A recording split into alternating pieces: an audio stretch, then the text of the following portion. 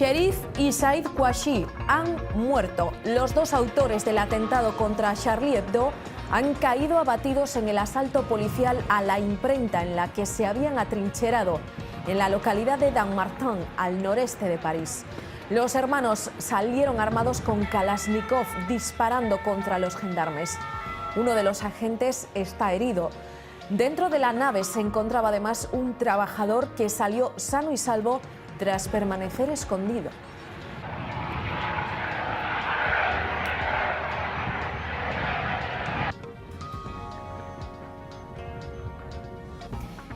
Buenas noches. Y casi al mismo tiempo que se desarrollaba esa operación para dar caza a los Kouachi, un hombre compinchado con los hermanos secuestraba en Vincennes, en el este de París, un supermercado judío. Aunque de momento las informaciones son confusas, él y 4 rehenes habrían muerto. Otros 15 rehenes habrían sido liberados, 4 de ellos estarían en estado crítico. Hay además 2 policías heridos. El secuestrador de 32 años no iba solo. Su compañera estaría ahora mismo en paradero desconocido tras conseguir escapar. Ambos serían los mismos que ayer dispararon mortalmente a un agente de policía en Montrouge. Un sarriano residente en A Coruña era el cerebro de una trama que se dedicaba a traficar con medicamentos para niños enfermos de cáncer. Hay 48 detenidos, entre ellos 12 farmacéuticos, todos acusados de un delito contra la salud pública. Compraban medicinas en las farmacias para luego revenderlas a un precio mayor en Europa. La investigación arrancó gracias a la denuncia de una asociación oncológica que sospechó de lo pronto que se agotaban estos fármacos. Ese comercio paralelo conseguíamos que un palé que tiene alrededor de 3.000 cajas que pudiesen obtener un beneficio de hasta 150.000 euros. Los afectados por hepatitis C en Galicia han recabado hoy el apoyo de toda la oposición. Quieren tener acceso a los nuevos medicamentos. La conselleira de Sanidade los recibirá la semana que viene. Según datos del Ministerio, hasta ahora el Sofosbuvir solo ha llegado a unas 500 personas. 3.000 lo necesitarían con urgencia en nuestra comunidad. Temen que el comité de expertos no sea más que un anuncio hueco del gobierno para ganar tiempo. Ellos no tienen ni un segundo más. Estamos falando de curar xente ou deixala morrer. Por 100 euros de alquiler al mes pueden vivir rodeados de naturaleza. Un argumento que ha conseguido convencer en tiempo récord a un aluvión de interesados. En el Ayuntamiento de Alhama han puesto en marcha un banco de casas a un módico precio con el objetivo de repoblar la zona. Estas son algunas de las viviendas. La idea, que parte de una asociación de vecinos, intenta poner freno al problema demográfico que está vaciando muchas comarcas gallegas, pero de paso, aseguran, se evita el deterioro de los propios inmuebles. Hace mucha falta gente aquí, ¿eh? La verdad que damos 4 vecinos aquí. Cuando muere un vecino y se cierra una casa, pues es como si le quitaran un trozo de vida al pueblo, ¿no?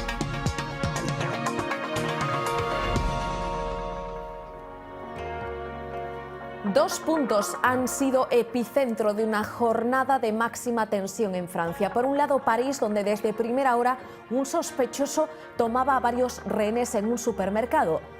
A 40 kilómetros de allí se estrechaba el cerco sobre los 2 hermanos Kouachi. Los 2 casos están relacionados. El asaltante del supermercado de productos judíos era Amédi Koulibaly, sospechoso de ser también el autor ayer de la muerte de un agente de policía en un tiroteo. Entró en el establecimiento al grito de «Ya sabéis quién soy».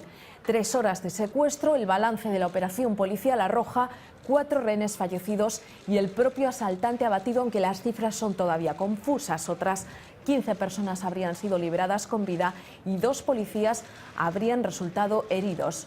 Koulibaly había asegurado a una cadena de televisión que los hermanos Kouachi eran enviados de Al-Qaeda en Yemen, mientras que él pertenecía al Estado Islámico. Coulibaly insistía en que estaban compinchados y por eso pedía a la policía que los dejasen marchar libres si no querían un baño de sangre. A esa misma hora, los hermanos Kouachi estaban atrincherados en una imprenta. La operación policial también ha terminado con los 2 terroristas abatidos por la policía. El desenlace tenía lugar en la localidad de Dammartin, al noreste del país, una zona industrial situada a unos 40 kilómetros de París. Curiosamente, dentro, y sin que ellos lo supiesen, había un trabajador que se escondió en la primera planta y que escribió a su padre para que éste avisase a la policía. Miles de agentes cercaron el edificio. Cuando llegó el momento del asalto, Cherif y Said Kouachi salieron al exterior armados con fusiles Kalashnikov y abrieron fuego contra los agentes. Finalmente, los yihadistas fallecieron. Un gendarme resultó herido. El grafista atrapado salió indemne. Fichados por los servicios antiterroristas bajo el epígrafe de peligrosos, aunque la policía creía que él, Cherif, el hermano menor, 32 años, era el más radical. Detenido por primera vez en 2005 a punto de viajar a Siria, cumpliría 1 año y medio de cárcel en 2008 por pertenencia a una célula que reclutaba yihadistas para combatir en Irak junto a Al-Qaeda. Pero nuevos testimonios del tiroteo otorgan a Said, el hermano mayor, el papel de agresor en el ataque. Hoy altos funcionarios estadounidenses han revelado que, según sus fuentes, el primogénito había recibido entrenamiento militar en Yemen. Coulibaly era también un conocido islamista radical de 32 años. Su foto y la de su novia habían sido difundidas a primera hora de la mañana, como las de los autores del asesinato ayer de una policía local. Había sido condenado a 5 años de cárcel por intentar ayudar a escapar a un terrorista islamista. Ahí habría coincidido con Cherif Kouachi. Este recorte de prensa es del año 2009. Por aquel entonces fue recibido por Sarkozy en una recepción para empleados jóvenes de la fábrica de Coca-Cola. La policía sigue buscando ahora a su pareja, Hayat Boumediene, de 26 años, que podría haber escapado. Desde el Elíseo, el presidente de la República, François Hollande, comparecía esta tarde para hacer un llamamiento a la unidad nacional. Dice Hollande que la amenaza no ha terminado, pero también pide que ninguna religión sea criminalizada. Estos actos cometidos por fanáticos, ha dicho, no tienen nada que ver con el Islam. Durante su mensaje cargado de emotividad, el presidente se ha mostrado muy orgulloso de su policía. La France, elle n'en a pas terminé avec les menaces dont elle est la cible. Alors, je veux vous appeler à la vigilance, à l'unité et à la mobilisation. Dans cette épreuve, je vous l'assure, nous sortirons encore plus forts. Vive la République et vive la France. Después de ver algo así, hay que preguntarse quién es el responsable. Los presuntos autores, los hermanos Kouachi, irrumpieron, según los testigos, bajo los gritos de Alá es grande y vengamos al profeta en la redacción de Charlie Hebdo. Tanto Al-Qaeda, en su día liderada por Bin Laden, como el Estado Islámico, creado en el 2006 y que ha cobrado protagonismo en los últimos meses tras los asesinatos difundidos por Internet, se congratularon del atentado, pero ninguno lo ha reivindicado. Esto hace sospechar a las fuerzas de seguridad francesas que tanto Cherif como Said podían formar una célula familiar que se autovincula con uno de estos movimientos, grupos terroristas que utilizan la defensa del Islam como excusa y que rivalizan por la captación de fieles. Los dos grupos tienen motivos. Charlie Hebdo llevaba años bajo la amenaza de Al-Qaeda por sus viñetas de Mahoma. Francia es uno de los países bajo el punto de mira del Estado Islámico. Forma parte de la coalición liderada por Estados Unidos y que busca su fin. Tras los atentados del 11S se ha constatado una radicalización islámica emergente. El 11M en España o los atentados del Metro de Londres son un ejemplo. Los expertos dividen a estos radicales en dos grupos. Estamos en Siria. Por un lado, los combatientes que regresan a Europa después de luchar en guerras civiles como las que siguen en activo en Irak o Siria, y por otro, los ciudadanos europeos de pleno derecho. Que dicen de que somos personas que somos del barrio marginado. Como los hermanos Kouachi, normalmente procedentes de estratos marginales y que se autoproclaman miembros de Al-Qaeda o el ISIS por considerar que se está vulnerando al Islam en su entorno. En España, el recién activado nivel de alerta 3 queda patente estos días en los controles preventivos en pleno centro de Madrid y en la intensa vigilancia en sedes institucionales, estaciones y aeropuertos. También se ha reforzado la presencia policial en la frontera.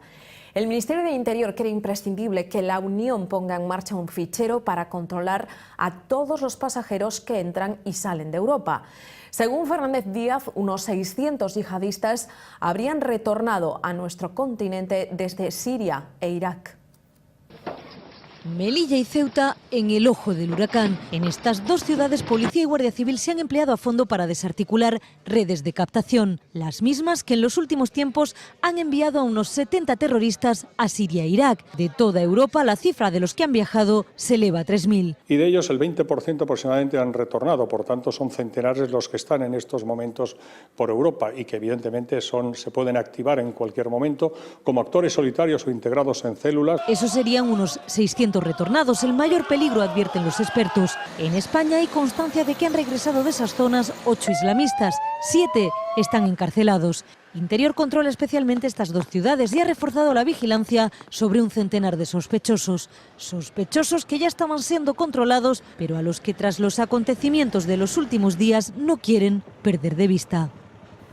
Esta mañana el presidente del Gobierno español se ha acercado hasta la sede de la Embajada de Francia en nuestro país para firmar en el libro de condolencias instalado a raíz de los últimos sucesos ocurridos en el país galo. Lo ha hecho nada más terminar el Consejo de Ministros de este viernes, acompañado del embajador Jérôme Bonafont. Rajoy ha estampado su rúbrica justo al lado de un pequeño marco de fotos con el mensaje de Je suis Charlie Hebdo. El presidente del Ejecutivo acudirá este domingo a París para participar en la manifestación contra el terrorismo y en homenaje a las víctimas. También han confirmado su presencia Merkel y Cameron.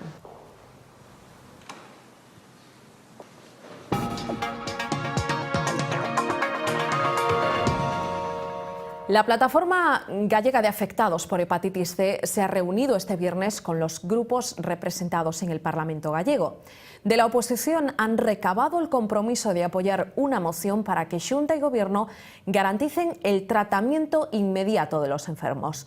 Los populares, por su parte, se han comprometido a estudiar la propuesta y les han avanzado que la semana que viene serán recibidos por la conselleira de Sanidade. Las personas con hepatitis C no tienen tiempo. Exigimos que nos curen e que nos salven a vida. Por eso piden al Parlamento gallego que apoye una moción. En ella instan a Consellería y Ministerio a que se garantice el acceso inmediato de los enfermos al medicamento que puede salvar su vida y que se haga en base a criterios médicos. Una propuesta que llega un día después de que Sanidad anunciase la creación de una comisión para elaborar un plan al respecto. Estamos falando de curar xente ou deixala morrer. O Ministerio leva cambiado e modificado a súa posición pública 4 veces no transcurso de 3 semanas. Nós non podemos esperar a que o Ministerio atope científicos que avalen a súa postura cicatera. La plataforma tampouco obvia el papel de la Xunta. A Xunta de Galicia ten unha subcomisión ad hoc, creada ad hoc para este asunto dentro dos Sergas, e esa subcomisión está denegando tratamentos. Unhas veces denegándose expresamente e outras veces simplemente non dando, é dicir, non contestando. Que nós somos, os cidadáns, somos os que soportamos e mantemos en pé o país. A nosa premura non é unha premura caprichosa. Del Parlamento se han ido con el apoyo de toda la oposición a su moción. En el Grupo Popular les han dicho que la estudiarán. Eu o que lle anunciei é que a Consellería de Sanidade o recibiría porque entendemos que o Goberno debe de conocer a opinión dos afectados. Una vez más, toca esperar. Ayer el presidente de la Xunta pedía perdón por la situación que presentan las urgencias de algunos hospitales gallegos. Estamos en pleno pico invernal de gripe y hoy el Sergas ha empezado a tomar medidas. De momento ha habilitado 15 camas en el CIES de Vigo para tratar de paliar la congestión. Estarán destinadas a pacientes de medicina interna que acudan a urgencias y necesiten ingreso hospitalario. En las últimas horas veíamos los pasillos del Meixoeiro llenos de enfermos. De cara al fin de semana, cuando se espera que esa ola de gripe alcance su máxima intensidad, el Gobierno gallego programará un refuerzo de personal. La Guardia Civil acaba de desmontar una importante red de tráfico de fármacos. A Coruña era el centro neurálgico de una empresa que se dedicaba a comprar medicinas en las farmacias para luego revenderlas en Europa a un precio mayor. Las sospechas partieron de una asociación de enfermos de cáncer infantil sorprendidos ante la rapidez con la que se agotaban los medicamentos de los pequeños. Hay casi 50 detenidos, entre ellos 12 farmacéuticos. Es Carlos Iván López, el jefe de una de las mayores redes de tráfico de medicamentos. Desde esta farmacia de La Coruña y asociado con otras 60 de toda España, lideraba un mercado de venta paralela de fármacos. Se le ha podido detectar más de 150 propiedades entre pisos, edificios, garajes. Vivía en esta casa valorada en 8 millones de euros y su despiadado negocio consistía en sacar de circulación todo tipo de fármacos, entre ellos el que toman muchos niños enfermos de cáncer. Y ante la imposibilidad de encontrar las familias la medicación en farmacia, se suministraba en los hospitales. Las farmacias, mediante recetas falsas y devoluciones, lo desviaban a estos almacenes para luego revenderlo. El precio de este medicamento ronda los 6,30 euros y que en Europa nos podemos encontrar en torno a los 50 euros el medicamento. En total han sido detenidas 49 personas, todo el entramado. Están acusados de un delito contra la salud pública. En una comunidad, la nuestra, donde la pérdida de población en el rural es imparable, ha surgido una idea revolucionaria: bancos de casas, viviendas deshabitadas en aldeas que se alquilan por solo 100 euros al mes. Lo han puesto en marcha en el concello pontevedrés de Alhama. Lo acaban de estrenar y ya no dan abasto. Se alquila casa por 100 euros al mes más gastos. Es una cocina antigua que había una vieja lareira, tiene 2 habitaciones y una galería con el baño. Ahora compramos un azulejo que vamos a cambiar el azulejo, raspar y pintarla. No es la oferta de una inmobiliaria, es una asociación de vecinos de Alhama que quiere evitar que este pueblo de migrantes mexicanos se convierta en una aldea fantasma. Cuando muere un vecino y se cierra una casa, pues es como si le quitaran un trozo de vida al pueblo, ¿no? Por eso ofrecen las propiedades de sus antepasados a quienes quieran vivir en un paraje rural. A cambio piden un precio simbólico y algo de maña para ayudar a recuperar las viviendas. Son casas que están vacías, que llevan 15 o 20 años cerradas. Esta es una de las pocas casas pobladas que hay durante el invierno en esta parroquia, una zona que el invierno pasado sufrió unos 40 robos, por eso es tan importante repoblar. Hace mucha falta gente aquí, ¿eh? Todo gratis, si tiene un rapaz nada más. La hospitalidad aquí está garantizada. La verdad que damos 4 vecinos aquí. Falta vecinos, exactamente. Mira, ahorita estamos ahí, estamos solos. Subía ben que se rentaran porque sempre había xente. El Banco de Casas cuenta con 7 propiedades y se prevén más. Tengo una casa pequeñita que no le doy uso, pues alquila esa casa, porque si hay más gente en el pueblo va a crecer y el pueblo va a tener, las propiedades que tengas en ese pueblo van a tener un mayor valor. La idea está funcionando. Hace 24 horas que se presentó el proyecto y ya han recibido más de 20 llamadas. Iberdrola investirá en Galicia 100 millones de euros. La empresa viguesa Ferri y el astillero público Navantia participarán en la construcción del parque eólico que Iberdrola pondrá en marcha en Alemania. En el caso de Navantia se trata de un contrato de 90 millones que durante 20 meses dará empleo a unos 400 trabajadores para construir estructuras de anclaje para los aerogeneradores. Tanto el presidente de Iberdrola como el de la Xunta han destacado que esto supone un primer paso para acabar con el monocultivo en la ría de Ferrol y diversificar la actividad del astillero, con el que Iberdrola contará para nuevos contratos en el futuro. Una gran satisfacción que en el caso concreto de Navantia se le abra además un nuevo horizonte con unos nuevos productos que estoy seguro que van a tener pues muchísimo éxito. Desde luego Iberdrola en el futuro seguirá construyendo, espero, si Dios quiere, parques eólicos y luego Navantia estará dentro de nuestra lista de proveedor importante. Es muy importante empezar con una gran empresa a demostrar que se pueden conseguir contratos y que se puede diversificar el sector naval de Ferrol. El sector mejillonero arranca este 2015 con un nuevo método de control de toxinas. Adiós a los ensayos con ratones por mandato de la Unión Europea. La parte buena del año que comienza, pues que los trabajadores esperan que las mareas rojas no sean tan dañinas. La parte mala, que ese nuevo sistema, dicen, es más lento y más caro que el anterior, consecuencia que los cierres pueden ser más prolongados. Desde el 1 de enero de este año, Intecmar aplica la normativa europea sobre la detección de biotoxinas marinas, un método químico de análisis que sustituye al bioensayo con ratones que se venía haciendo hasta el momento y que pretenden recuperar tras presentar un recurso de anulación del nuevo sistema ante el Tribunal Europeo. Bueno, porque consideramos que é un método máis lento para as necesidades de Galicia, máis costoso e non máis seguro, non? Bueno, non obstante, somos a primeira rexión productora de Europa e, polo tanto, temos que cumplir a norma. El sector también se opone a este método, ya que el sistema de alertas no es inmediato y el margen de error es más amplio que el del bioensayo, lo que propiciaría cierres más prolongados de los polígonos de bateas. Cando tes un valor moi próximo ao límite legal, por debaixo, pero con unha incertidumbre que pode estar por encima, a ver, nós aí somos cautos. E facemos o peche. El ratón ahora ya no existe, que es otra cosa, que nosotros antes íbamos mirando cómo iba evolucionando, por si te moría un ratón o no. Ahora ya no tenemos posibilidad de saber cómo va eso. Para este mejillonero de Vilagarcía, 2014 se cerró con pérdidas de más del 50% de su producción habitual debido a una oleada de mareas rojas que espera no se repita. Peor de lo que fue este año ya. Pienso que no va a ser, porque es que si no ya sería la ruina total. La incidencia de estos cierres benefició a países extranjeros que se hicieron con algunos mercados antes en manos del sector gallego.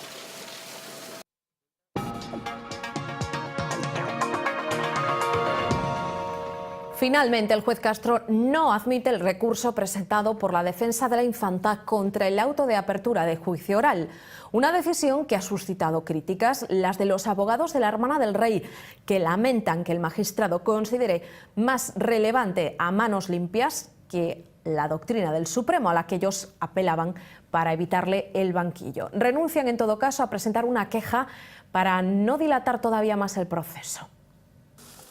Ya sí es definitivo, la infanta Cristina irá a juicio por el caso Nos. El juez Castro no admite a trámite el recurso de sus abogados que con la doctrina Botín pretendían evitar que la hermana del rey se sentara en el banquillo, pero se sentará. ¿Con ganas de terminar ya el caso? Sí, eso sí. El magistrado ha sido muy duro en su auto, habla del mundo onírico de Miquel Roca, le acusa de filtrar escritos a la prensa antes de entregarlos al juzgado y de repetir falsedades con la intención de convertirlas en verdad. La decisión de Castro era la esperada tanto para el fiscal no, ya se había anunciado como para la defensa de Cristina de Borbón. Sus abogados dicen solo querían que el juez se retractara. Y se ha alineado con manos limpias frente a una doctrina que es del Pleno, no de una sala, del Pleno del Tribunal Supremo. Pero lamentan que el caso de la infanta sea el primero en el que un delito fiscal acaba en juicio cuando no lo pide ni la Fiscalía ni el abogado del Estado. Aquello que se ha aplicado para los demás, que se le aplique a ella, porque en este momento es el único caso en el que no se le aplica. No formularán recurso de queja, no quieren alargar aún más el proceso. Segunda vez que el pequeño Nicolás acude a los juzgados y segunda vez que se niega a declarar. Una comparecencia que arrancaba con media hora de retraso. El joven llegó tarde al parecer porque un desconocido lo había encerrado en el baño de un bar después de negarle una foto con él. Después, y como ocurrió el pasado 19 de diciembre, se acogió a su derecho a no declarar de nuevo ante la imposibilidad de acceder a toda la documentación del sumario. No se ha levantado totalmente el secreto de las acusaciones. Francisco Nicolás está acusado de delitos de estafa, falsedad documental y usurpación de funciones públicas. La visita de la canciller alemana Angela Merkel del pasado mes de agosto a Santiago sigue trayendo de cabeza a BNG y CIGA. 5 de sus miembros tienen abiertas diligencias judiciales a raíz de lo ocurrido en aquella manifestación que terminó con una actuación policial que ellos siguen calificando de desproporcionada. Esta mañana los 5 han comparecido para explicar su postura ante un proceso judicial que, insisten, se basa en atestados policiales que faltan a la verdad. Aseguran que responderán a las diligencias desde el ámbito legal, pero también desde la movilización social. a facer frente a toda unha... Se podría resumir nunha frase, que é convertir os agredidos en agresores, non? Pero, bueno, a realidade está aí, as probas documentais dos propios medios de comunicación son máis que evidentes e, en calquera caso, nós, por suposto, que pregaremos pues, todos os recursos legais que estén a nosa disposición para defendernos como non podía ser de outro xeito. Se foron recortando os dereitos sociais e agora tamén lle tocaba os dereitos políticos. O que veñen a dar cabida e a esa creación do Estado policial. El PP de Vigo le ha reprochado hoy al alcalde la actitud que ayer mostró en un acto celebrado en el Museo Marco. Abel Caballero criticaba los recortes de inversión de la Xunta en este centro, intentando prácticamente evitar que el director diese su opinión. Hoy los populares tachan sus críticas de barrio bajeras y lo acusan de portarse como un machito alfa.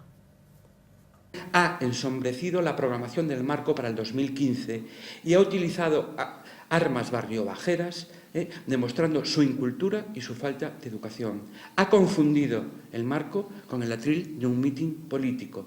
Es el alcalde de la ciudad de Vigo. El alcalde de la ciudad de Vigo no es un machito alfa. No puede comportarse así ante las personas de la cultura y que gestionan la cultura. Piropear o no piropear, esa parece ser la cuestión. La presidenta del Observatorio contra la Violencia de Género propone directamente erradicar el piropo de nuestra sociedad, aunque este sea, ha dicho, halagador. Ángeles Carmona asegura que aunque sea una práctica desde siempre permitida y asumida como normal, en realidad supone una invasión de la intimidad de la mujer. Las mujeres lo hemos asumido como algo normal en nuestra sociedad y lo cierto y verdad es que es una invasión en la intimidad de la propia mujer. Nadie tiene por qué tener derecho a hacer un comentario sobre el aspecto físico de una mujer. En determinadas ciudades como el Cairo, las mujeres van con auriculares o con tapones en los oídos para no oír ningún comentario de este tipo. María Jesús dio a luz en A Coruña el 5 de septiembre de 1977. Supuestamente su bebé nació tan enfermo que falleció de inmediato. 37 años después, ella y su marido siguen teniendo dudas. Creen que su hija pudo ser robada. Hoy se ha exhumado el cadáver de la pequeña para que la policía científica analice los restos.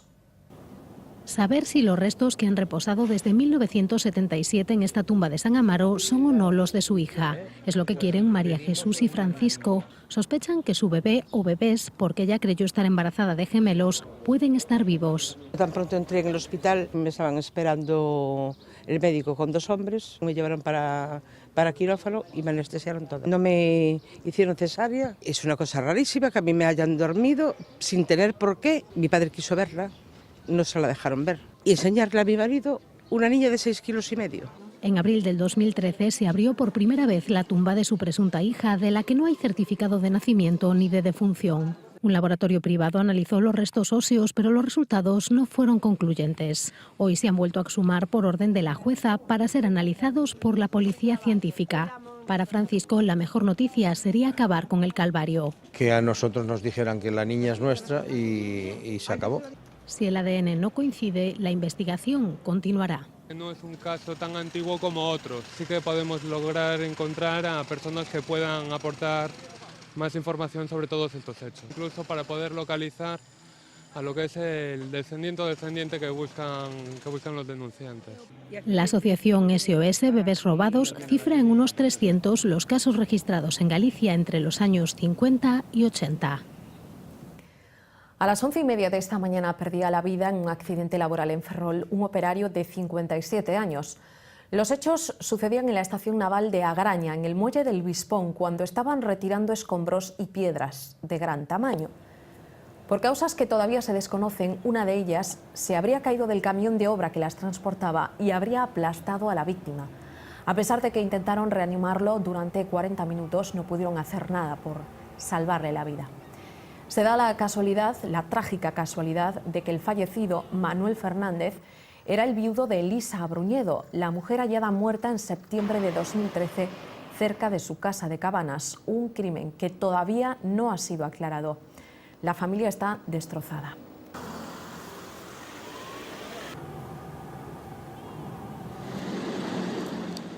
Y en la autovía que une Pontevedra y Marín, un ciclista ha perdido la vida tras ser arrollado por una furgoneta. El accidente mortal tuvo lugar en torno a las 4 de esta tarde, a la altura de una rotonda. El fallecido circulaba con otro compañero, también ciclista, que resultó ileso, aunque quedó en estado de shock. A la zona se desplazaron varias unidades de policía, Guardia Civil y una ambulancia, pero los servicios sanitarios no consiguieron recuperar las constantes vitales de la víctima. Es el primer accidente con resultado de muerte que se produce este año en las carreteras de la comarca de Pontevedra. La han vuelto a detener y esta vez infraganti. La pirómana de Arrúa ha sido arrestada esta mañana a las 8:30 cuando intentaba quemar un coche en los alrededores de su casa colocando debajo una pastilla de encendido rápido. El pasado día de Navidad ya fue detenida por provocar hasta 14 incendios. Esta semana volvió a reincidir hasta en 2 ocasiones. Esta vecina de 52 años sembró el miedo en el barrio de Fontei, prendiendo fuego en vehículos, galpones y puertas de viviendas. Un anciano llegó a tener que ser ingresado el día de Nochebuena intoxicado por el humo. Imagen nada habitual la que vamos a ver y para la que posan orgullosos sus propietarios en la parroquia muxiana de Caberta.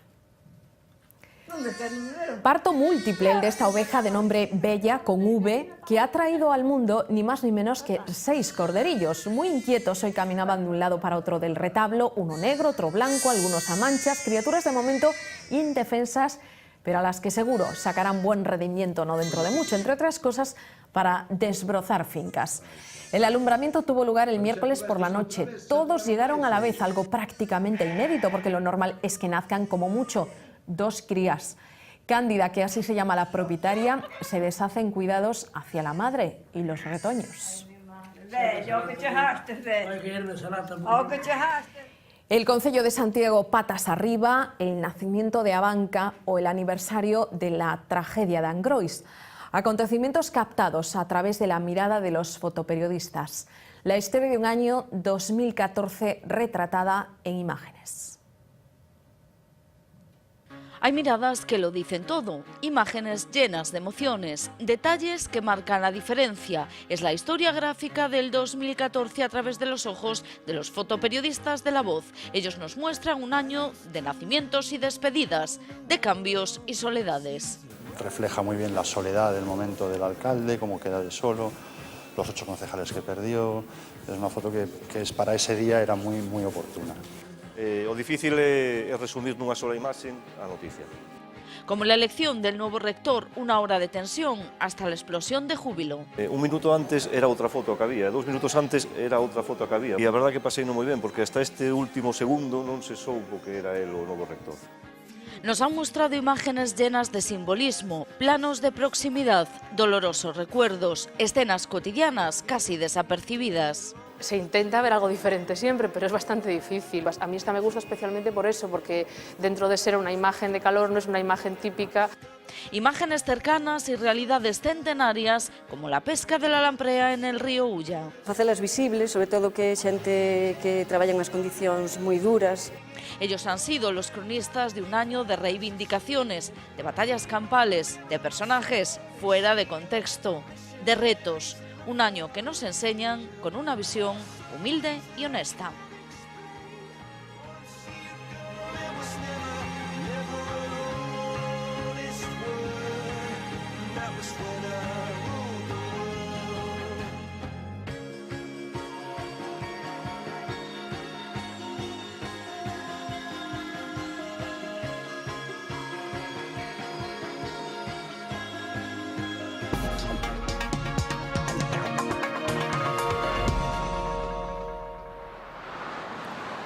Así se levantaba hoy la ciudad de Barcelona, envuelta en una nube y no precisamente blanca. Es la huella visible de la contaminación. Ese anticiclón del que les hemos hablado estos días tiene la culpa de que se note más.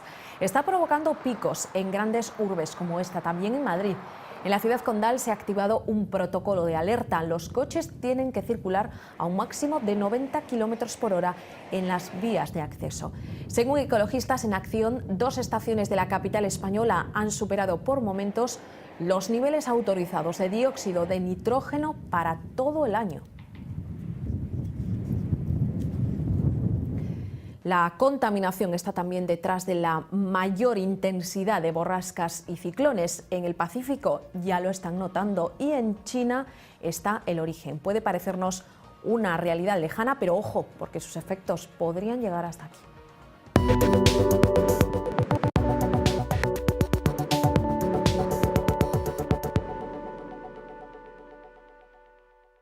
Para entender qué puede estar pasando en el océano más grande del mundo es necesario recordar el papel que juegan los aerosoles.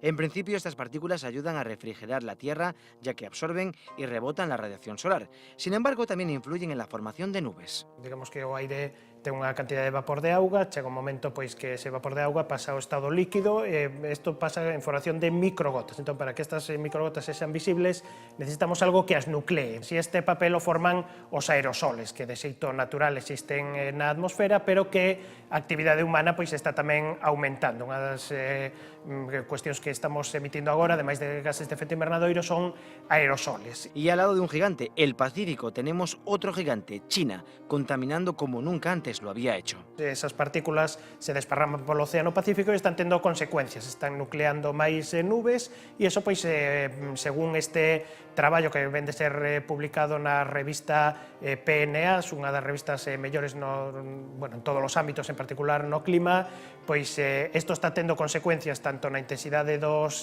ciclóns, das borrascas, como incluso na súa trayectoria. Teniendo en cuenta que la atmósfera no tiene fronteras ni límites, este cambio de comportamientos en la formación de los sistemas de bajas presiones podrían tener sus efectos también en otras zonas del mundo. As borrascas se van desplazando a través dun proceso que se chama ondas de Rossby, é dicir, a corrente en chorro que vai facendo meandros, e o que pase no Pacífico indudablemente acaba tendo tamén un reflexo no Atlántico. De feito, este ano todas esas cicloxénesis explosivas en parte viñan de que a circulación do Pacífico estaba máis meridional do normal, eso trouxo aire máis frío ao continente americano e eso pois deixou un gradiente térmico e unha fonte enerxética para as nosas borrascas moito máis fortes. Todo esto va en sintonía con la idea de que el clima es un gran puzzle en el que todas las piezas cuentan.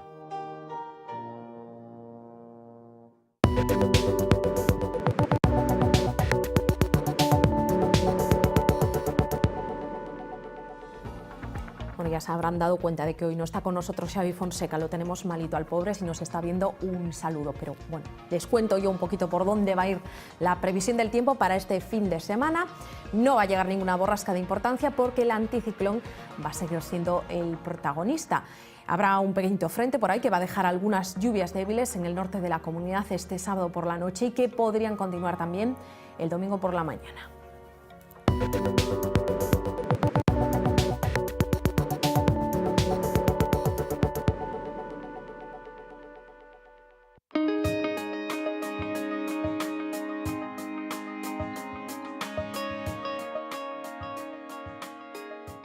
Este sábado no se esperan cambios significativos en la situación meteorológica.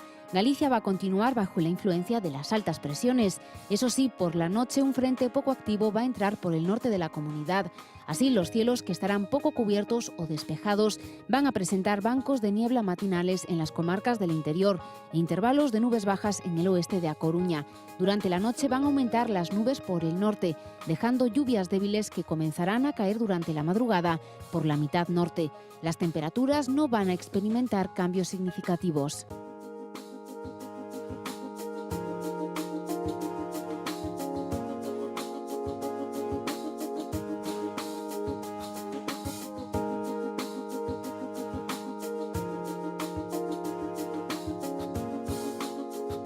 Después del paso de un frente durante la madrugada, el domingo se va a ir recuperando la influencia anticiclónica, por lo que durante las primeras horas los cielos van a estar cubiertos todavía con alguna lluvia ligera en el este. Con el avance del día, los cielos van a quedar poco cubiertos o despejados en prácticamente toda la comunidad. Las temperaturas mínimas van a continuar sin cambios, mientras que las máximas van a descender ligeramente. El lunes vamos a ir perdiendo esta influencia anticiclónica. Se esperan bancos de niebla matinales en las zonas del interior, que darán pasos a cielos poco cubiertos o despejados, excepto en el oeste, en la provincia de A Coruña, donde habrá intervalos cubiertos, con más nubes por la tarde y por la noche. Hay posibilidad de alguna precipitación débil y ocasional en el oeste de Galicia durante la noche. Las temperaturas mínimas van a sufrir un ligero descenso, mientras que las máximas van a continuar sin cambios. Vamos ahora con la previsión en el litoral. Empezamos en las Rías Baixas. El viento va a soplar débil del sur por la mañana y de dirección variable por la tarde. Va a haber mar ovejada, buena visibilidad por la mañana y regular después del mediodía. El mar de fondo del noroeste va a dejar olas de hasta 3 metros de altura. Continuamos en a Costa da Morte, donde el viento va a soplar de dirección suroeste y de carácter moderado. Va a haber marejada, buena visibilidad por la mañana y regular por la tarde. El mar de fondo del noroeste va a dejar olas de hasta 3 metros de altura durante el día. Llegarán a los 4 metros por la noche. Entre Átaro y Bares el viento va a soplar de componente suroeste y moderado. Habrá entre marejada y fuerte marejada, buena visibilidad por la mañana y regular por la tarde. Las olas van a llegar hasta los 4 metros. Y terminamos en Amariña, donde el viento va a soplar también de componente suroeste y moderado. Habrá marejada, buena visibilidad por la mañana que cambiará a regular por la tarde y olas de hasta 3,5 metros.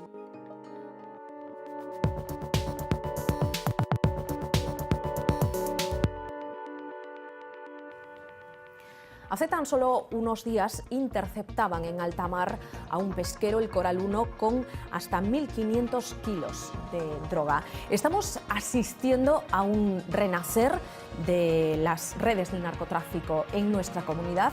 Enseguida le planteamos esta cuestión a Fernando Alonso, el gerente de la Fundación Galega contra el Narcotráfico. Será, como siempre, después de una pausa.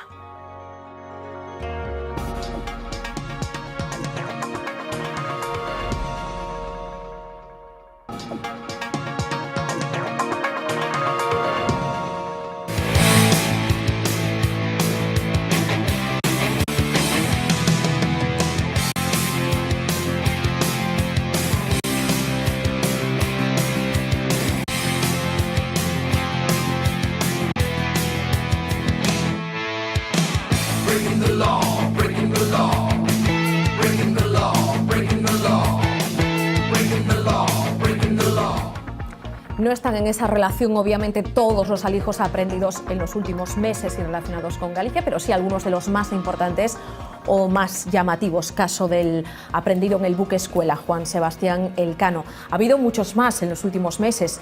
El del pesquero Óscar II, 300 kilos. El de esos tantos kilos 500 en junio de 2012 en un coche que pararon en la gasolinera de San Simón a la entrada de Vigo, o esos otros 60 kilos escondidos en unos palés de madera en un contenedor del puerto de Vigo allá por 2011. Hoy contamos con nosotros con Fernando Alonso, el gerente de la Fundación Galega contra el Narcotráfico. Fernando, muy buenas noches. Hola, buenas noches. A raíz del último episodio, el del Coral 1, mucha gente se estará preguntando si efectivamente estamos asistiendo a un despertar de las redes del narcotráfico en nuestra comunidad. No, efectivamente, hay que decir primero, antes de nada, que es una excelente noticia para empezar el año, sacar toda esa cantidad de droga de las calles. Dicho esto, no es que hayan vuelto, y lo decimos a veces, es que nunca se habían marchado. Están ahí, los datos de la introducción del reportaje o de esta entrevista lo ilustran perfectamente. La droga sigue llegando en grandes cantidades. Sucede que, con respecto a los últimos años o a los últimos tiempos, ha habido cambios en la forma de introducirla y en los lugares elegidos para ello. ¿Cuáles han sido esos cambios más importantes? Entre otros, la situación económica de los clanes, que imagino no es tan boyante como otrora, pero también la forma en la que se transporta esa droga. Sí, la presión policial ha hecho desde luego su efecto, y por una cuestión de pura diversificación, de eludir esa presión, se buscan otros destinos. No solo es Galicia el punto preferente, no solo es Galicia, perdón, el único punto. Sí es el preferente y el preferido por muchos, pero se buscan otros lugares para introducir la droga, puertos del Levante español, de Andalucía, y se buscan otros métodos para diversificar. En barco, a través de contenedores, por vía aérea también, utilizar veleros en vez de pesqueros. Hace poquito se incautó un velero también que venía a Galicia a finales del año pasado con 800 kilos, ni más ni menos. Por tanto, diversificación de lugares de entrada y de formas de introducir la droga, teniendo desgraciadamente como destino predilecto Galicia. ¿Cuál es en teoría el medio de transporte, entre comillas, más eficiente para los narcos, el más rentable para ellos? Bien, para la cocaína, que es de lo que estamos hablando básicamente, porque Galicia es un destino apetecido para los cargamentos de cocaína, el hachís u otras sustancias entran por el sur de España. Decimos, la razón por la que se decide introducir 1.500 kilos de droga en un pesquero es una razón puramente económica. De una sola vez introducen 1.500 kilos, mientras que a través de contenedores el envío medio puede estar entre 200 y 250 kilos. Claro. Por tanto, en una sola operación son capaces de introducir muchísima más cantidad de droga. Parece una cifra cualquiera, pero 1.500 kilos son muchísimos kilos. Decías el otro día, coincidiendo con el episodio este del Coral 1, que es prácticamente todo lo que se incautó a lo largo de un año, el año pasado. Sí, aquí en Galicia, efectivamente, ahí estuvo cerca de esas cifras. El año anterior no, fueron más, pero ilustra la importancia del operativo, ilustra la importancia del reto que tenemos por delante de evitar que esa tendencia de recuperación de la llamada ruta del Atlántico, que consiste ni más ni menos en llenar un pesquero de droga y subirlo desde Sudamérica hasta Europa, entrando preferentemente por Galicia, decimos que esos intentos de recuperación de esa ruta a los que estamos asistiendo, cortarlos de raíz y ser lo más firmes posibles en este tema, porque si no, cualquier tipo de relajación, de titubeo, es aprovechado inmediatamente por estas redes. Oye, Fernando, ¿hasta qué punto crees que ha influido, que puede haber influido en este repunte la situación actual, la crisis actual, la situación económica, en que haya gente que hace unos años no estaría dispuesta a jugarse la vida por esto, a arriesgarse tanto, pero ahora sí? A ver, en el caso que nos ocupa de los 1.500 kilos hay que hacer una referencia, un apunte muy importante, que es que no lo han hecho nuevas generaciones, lo ha hecho uno de los representantes de los veteranos, sí, un viejo conocido de la policía. Con un historial amplísimo de narcotráfico y delictivo criminal a sus espaldas. Quiere decir con esto que además lo ha hecho, y perdón por el apunte adicional, cumpliendo o teniendo una libertad condicional. Además lo ha hecho con 2 juicios pendientes por tráfico y por blanqueo. Lo que no podemos permitirnos, por la seguridad, por el bien de todos, por la seguridad de todos, es esta multireincidencia de los grandes capos de la droga y ese arrepentimiento cero que demuestran en cada reintento de introducir miles de kilos en Galicia. Y entonces, bueno, pensamos que hay que hacer este apunte con especial claridad para contextualizar la importancia que tiene esa lucha contra los veteranos y contra los nuevos. Y decía en su cuestión sobre la crisis económica, si está influyendo. Nosotros en Galicia hemos avanzado mucho en la lucha contra el narcotráfico en los últimos años. Y uno de los factores que tienen que cumplirse para poder ganar la batalla del narcotráfico es el aislamiento social, el rechazo social del narcotráfico y del narcotraficante. En ese sentido hemos avanzado muchísimo desde los tiempos de Ubiñas o de los Sitos Miñanco, que todo el mundo, bueno, pues, empezaron siendo incluso consentidos y tolerados en su entorno social. Claro, decimos que hemos avanzado. Apreciados incluso. Incluso apreciados, efectivamente. Hemos avanzado mucho y, sin embargo, debo hacer un apunte porque en los últimos tiempos esta maldita crisis que tenemos encima ha hecho que se justifiquen, que se den 2 pasos para atrás en este rechazo social, porque se justifican actitudes no de gran tráfico, pero sí de pequeño tráfico, a pequeña escala. De decir, algo tendrán que hacer este rapaz que no tiene ingresos, claro, que tiene que pagar su hipoteca, que no sé qué, para ganarse un dinero. Entonces se justifica que se introduzca, que se haga un viaje maldito, porque va a tener unas consecuencias fatales, primero para él, que se haga un viaje para subir droga desde el sur o cosas parecidas. Sí. Pisabas hace un momento los tribunales para hablar de la reincidencia.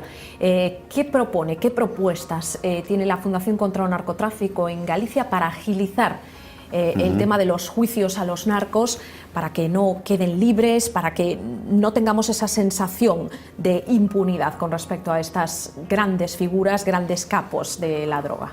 Sí, es muy importante además hacer hincapié en esto porque a veces nos quedamos en la primera parte del combate al narcotráfico, que es hacer el alijo, incautarles la droga. Luego hay que seguir con unas condenas firmes que se cumplan lo antes posible y que se cumplan, a ser posible, con máxima vigilancia de posibles beneficios que se puedan obtener. Hay que ser muy firmes en este aspecto porque ya vemos las consecuencias de no serlo.